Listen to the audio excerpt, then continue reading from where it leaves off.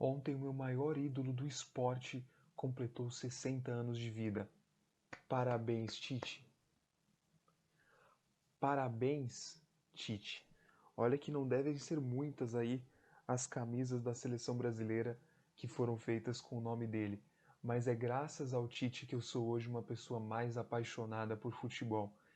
Olá, meu amigo, minha amiga, seja muito bem-vindo, seja muito bem-vinda a mais um vídeo aqui do meu canal. Se você ainda não é inscrito aqui no canal Marco 10 Clássico ou está chegando pela primeira vez, não deixe de se inscrever, deixar o seu like, ativar o sininho de notificações caso goste do conteúdo e também comentar aqui para fomentar esse fórum e compartilhar o vídeo com os seus amigos. É muita coisa, né?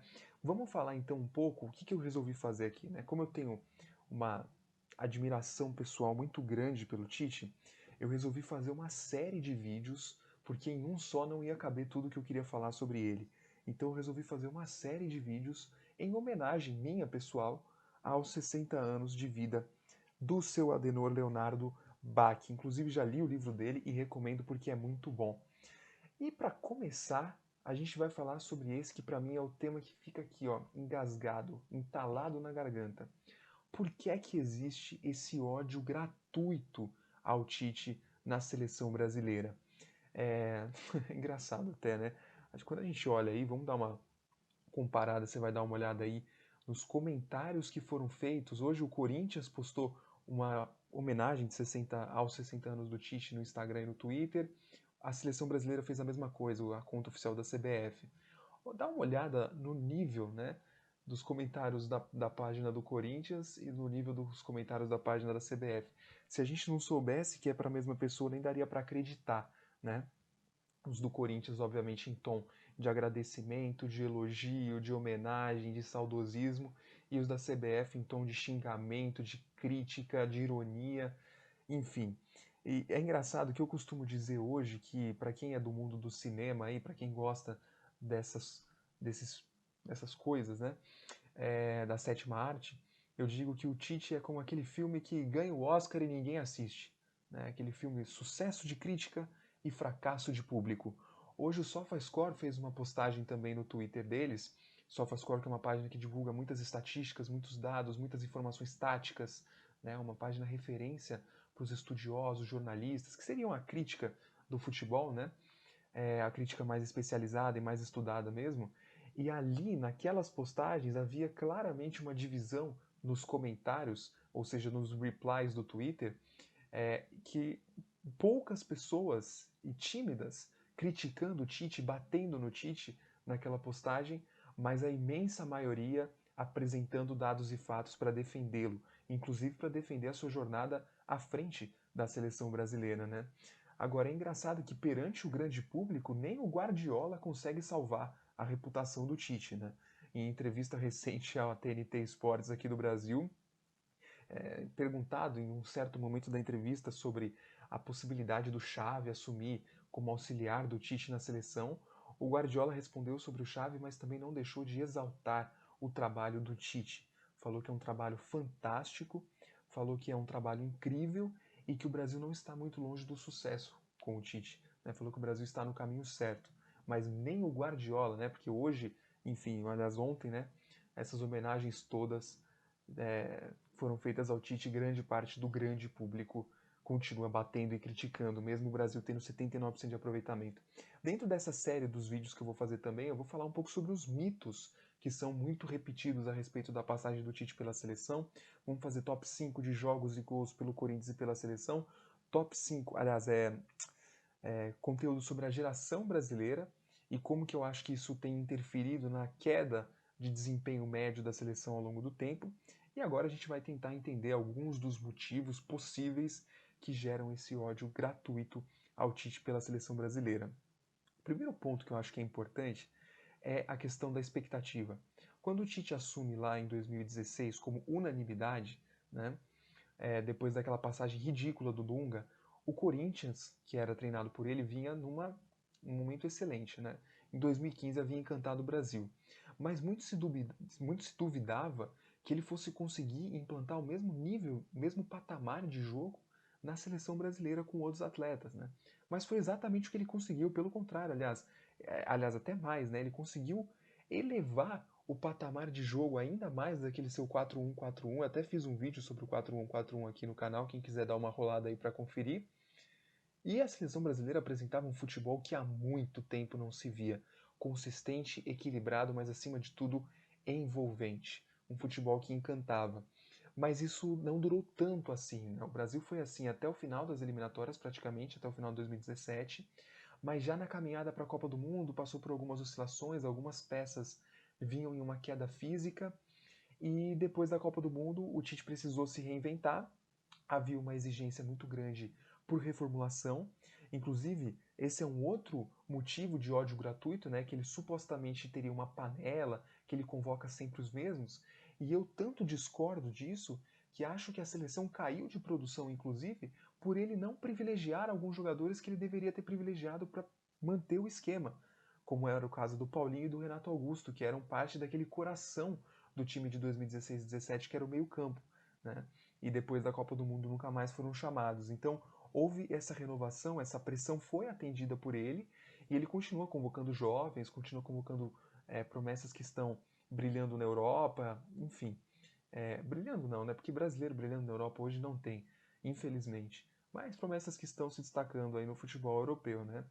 É, o Tite tem um aproveitamento histórico à frente da seleção de 80%, mas não é a questão do número de aproveitamento em si, mas sim essa expectativa que foi gerada naquele primeiro avanço, logo que ele assumiu a seleção brasileira e que depois aquele futebol realmente não voltou a se repetir, o que era absolutamente natural, era acima do que o Brasil poderia apresentar com consistência, o que não significa que o que o Brasil apresentou em média sob o comando do Tite depois daquele 2017 tenha sido um futebol ruim, não foi, foi um futebol bom, né?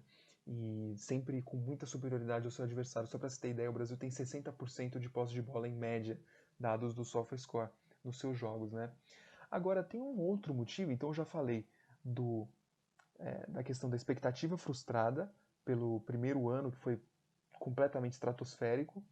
Já falei da suposta panela, algo que eu não concordo, mas tem um aspecto mais filosófico-político nessa história também. O crescimento do negacionismo, do conservadorismo extremo aqui no Brasil e do bolsonarismo também batem um pouco com essa rejeição ao Tite, porque ele se tornou um porta-voz, aliás, ele sempre foi um porta-voz dos direitos sociais, da justiça, da igualdade, da redução da desigualdade no Brasil, etc. Ele sempre foi discreto na fala, mas nunca escondeu que tinha uma preferência mais por esse lado, que hoje é mais associado à esquerda, né? E que com isso, até por uma polêmica em relação ao ex-presidente Lula, porque o Tite uma vez foi levar ao Lula, que é um grande corintiano, mas ele foi levar lá a taça do título que o Corinthians tinha ganhado, enfim, uma história meio louca.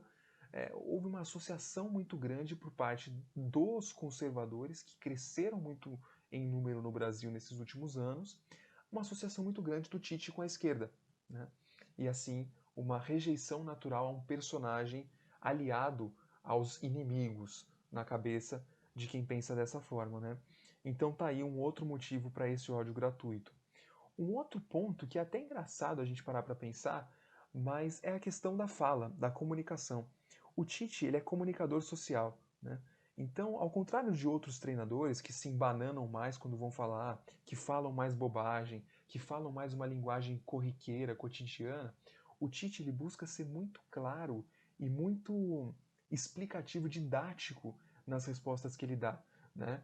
E isso criou-se uma percepção de que as coletivas dele são insuportáveis, de que ele só fica sabonetando, né? De que ele não fala coisa com coisa, quando na verdade ele está tentando ali justamente explicar e traduzir ao máximo para as pessoas que estão assistindo os conceitos que ele emprega no dia a dia. Quando o Tite fala sobre tática, por exemplo, ele dá uma aula ali, né? Ele fala muito sobre isso e consegue encontrar termos que traduzem o tatiquês para as pessoas, né? Como a história do arco e flecha. Enfim, ele está tentando, ele sempre tenta, na verdade, traduzir os conceitos táticos para as pessoas, né? Mas esse zelo do Tite pela comunicação é algo que irrita as pessoas que estão acostumadas com o Renato Gaúcho jeito de ser, né? Way of Life, que é o cara que é arrogante, que é prepotente, que é marrento E como o Tite não tem nada disso, as pessoas se incomodam, porque ele tenta ser um cara justo, um cara honesto na comunicação e, enfim, acaba causando mais um motivo besta e ridículo para esse ódio gratuito a ele. Uma outra coisa que é a estapafúrdia, assim, realmente, é a questão da convocação dos jogadores que jogam no Brasil, né? Ao mesmo tempo em que existe, por parte do público geral, um consenso de que o futebol praticado no Brasil está muito distante dos principais centros da Europa, existe uma pressão inexplicável pelo exagero na convocação de jogadores que atuam no Brasil. Ou seja, uma grande incoerência de quem defende isso, né? É claro que você pode contestar um ou outro, por exemplo, o Gerson. Pô, eu queria ver o Gerson na seleção também. Mas querer convocar uma penca de jogadores que jogam no Brasil, sabendo que o nível praticado por aqui é muito diferente do nível praticado na Europa, me parece absurdo, né? E ao mesmo tempo, quando convoca os jogadores do seu time, o cara fica bravinho porque vai desfalcar o time dele, né? E aí já é um problema que é da CBF institucionalmente, não é do Tite, mas que aí realmente ele existe, né? Que é a questão do calendário.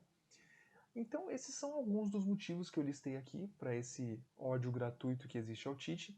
E só para lembrar vocês, nesse vídeo de inauguração da série, o Tite conquistou todos os títulos que ele disputou, com exceção de um, a Copa do Mundo. Vai ter sua segunda chance em 2022, esperamos, né, com o Brasil classificado, porque se fosse com outros treinadores, eu não teria tanta certeza se a gente estaria com tanto encaminhamento dessa classificação. As pessoas acham que o Brasil não tem rival à altura aqui na América do Sul porque tem memória curta, né? Porque 5 anos atrás, não faz tanto tempo assim, 5 anos, hein, gente? 5 anos atrás nós estávamos em sexto aqui nas eliminatórias e com o Dunga no comando, eliminados da primeira fase da Copa América. E aí, o que você achou desse vídeo? Não perca os próximos também que vão aparecer aqui na série. Não deixe de me seguir lá no SCCP Scouts. Eu fiz um vídeo recentemente que vai ficar com o link aqui na descrição sobre o último Corinthians do Tite, destrinchando aquele Corinthians de 2016. E também não deixe de se inscrever aqui no canal, deixar o seu like e recomendar esse vídeo para os seus amigos caso você tenha gostado do conteúdo. Um grande abraço, até a próxima e parabéns para o Tite, meu ídolo no futebol.